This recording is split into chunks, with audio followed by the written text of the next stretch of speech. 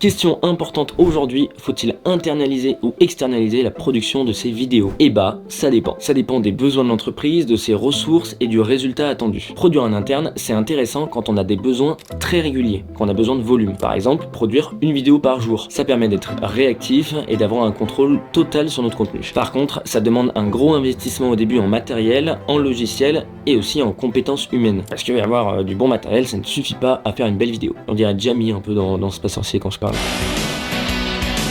D'un autre côté, faire appel à un prestataire, eh bien c'est bénéficier de son point de vue un peu extérieur au projet et surtout de bénéficier de son expertise, de son savoir-faire. Un prestataire, il n'est pas là que pour filmer normalement, il est là pour vous accompagner sur votre stratégie et à vous guider dans les choix techniques. Et le gros avantage, c'est que grâce à son portfolio, eh bien vous pouvez voir ce qu'il réalise et voir si ça vous plaît ou pas. Ça vous donne une idée de ce qui pourrait être réalisé. Au final, comme très souvent, je suis désolé, mais il n'y a pas de réponse absolue. D'ailleurs, certaines entreprises font les deux. Elles internalisent la production de leur contenu récurrent et elles font appel à des prestataires extérieurs pour les projets un peu plus ambitieux. Donc mon conseil, c'est que si vous voulez réaliser des projets audiovisuels, eh bien comparez les deux, essayez d'aller demander à des professionnels pour budgétiser des projets et vous verrez par vous-même ce qui est le plus rentable pour vous. Et restez connectés puisque la semaine prochaine, je vous expliquerai les différents types de prestataires qui existent en audiovisuel et comment bien choisir. Et promis, je vais être super objectif, vraiment.